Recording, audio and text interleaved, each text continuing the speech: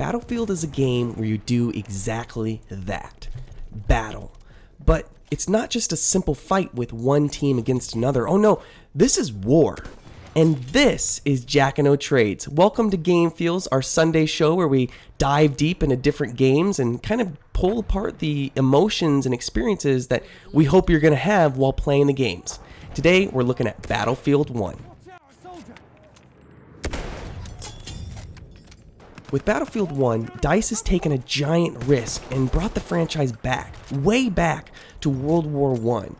With the recent popularity of futuristic shooters, Battlefield needed a way to set itself apart from the competition, and honestly, it succeeded. I'm going to refer to moments as cinematic immersion because I want to stress just how much Battlefield 1 truly makes you feel as though you're a part of a war. Planes dive bomb from overhead, engaged in teeth-gritting dogfights with enemies hot on their tails, all while dropping bombs on unsuspecting victims crossing the scorched deserts. And snipers sit high atop rocky cliffsides, taking heads off the approaching soldiers closing in on their perch.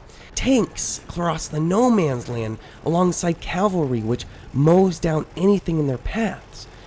All to win, and win the war. It's all tied together by DICE's new dynamic weather system. During your time at war, the weather behaves naturally. Some days, I guess you could put it, the sun is scorching hot and we see heat waves off in the distance. The colors are rich and vibrant as the sun's rays beam from overhead, causing the saturation to just skyrocket. However, other times, an overcast of clouds and what seems to be fog can cover the battlefield, stripping the world of its color. Mind you, it's still beautiful, but it creates somewhat of a coolness to the land.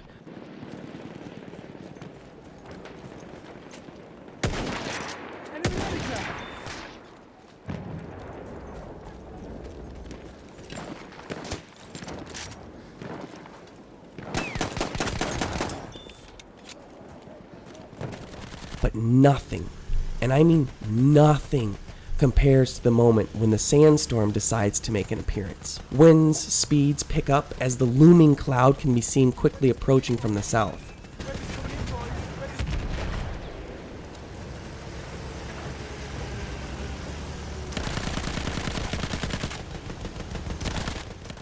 And vision is stripped from you the moment it hits, allowing you to literally only see meters ahead.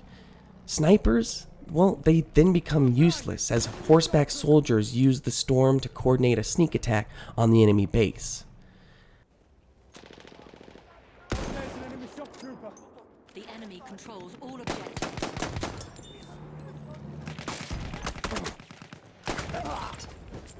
The big thing is, I want to stress that all of these elements happen naturally over time. It took me about 7 to 8 matches to finally experience the sandstorm, and I had to step back and say, holy crap, the first time I saw it. Not only for its intimidating nature, but also for the sheer randomness. And it's not like DICE programmed this weather to change every, let's say every third or fourth time you load up a certain map. Just like our world, the one showcased in Battlefield has a mind of its own.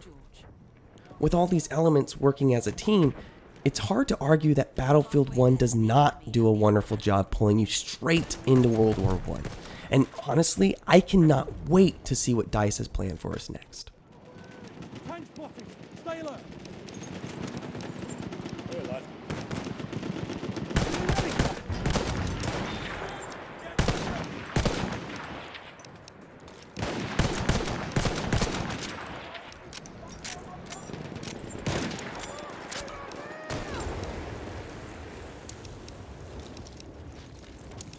First aid. We have lost objective butter.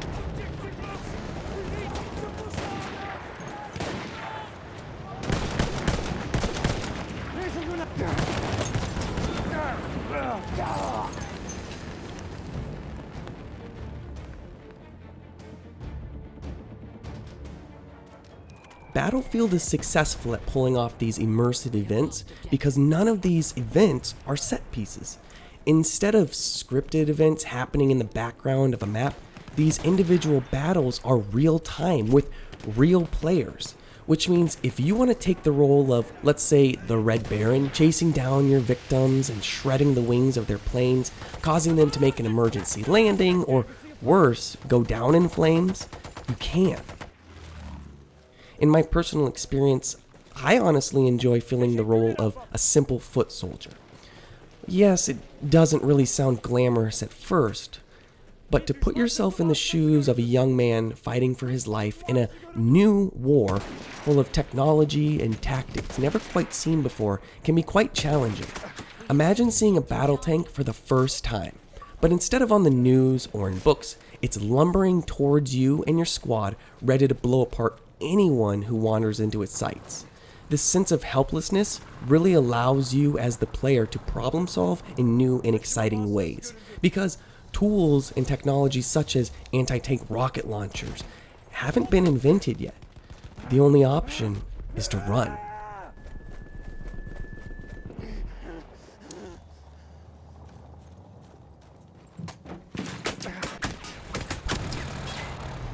However, Battlefield 1 is not without its faults. Many times while playing on the Xbox One, my enjoyment was stripped from me in a flash. On day one alone, due to server attacks, players had issues joining matches at all. And it's a different type of conversation to have if, let's say, these matches were buggy or laggy. That's kind of expected from a beta. But to not let players play at all, now we have a serious issue.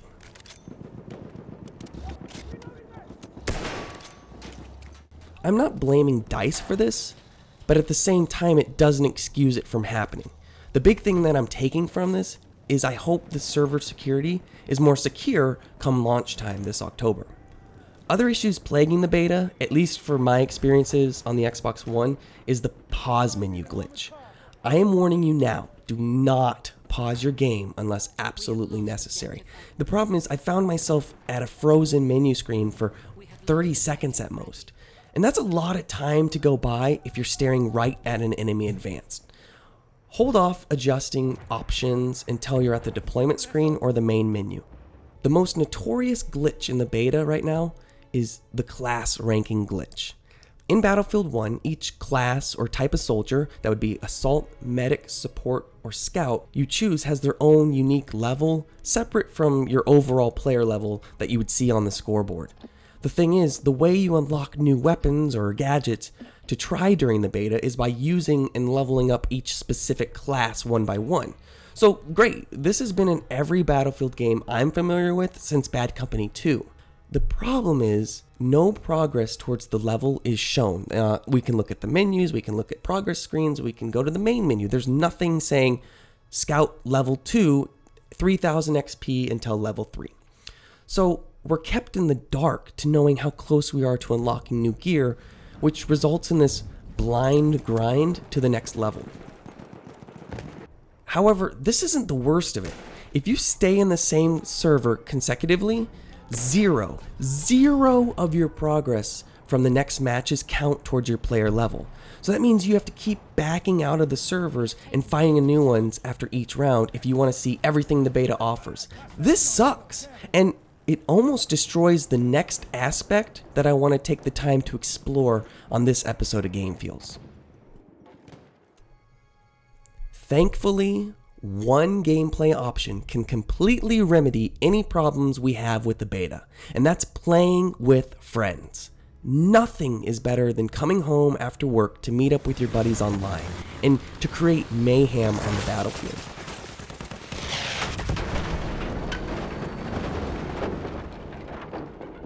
Imagine back to when we were the foot soldier, who is helplessly staring at the enemy tank as it approaches.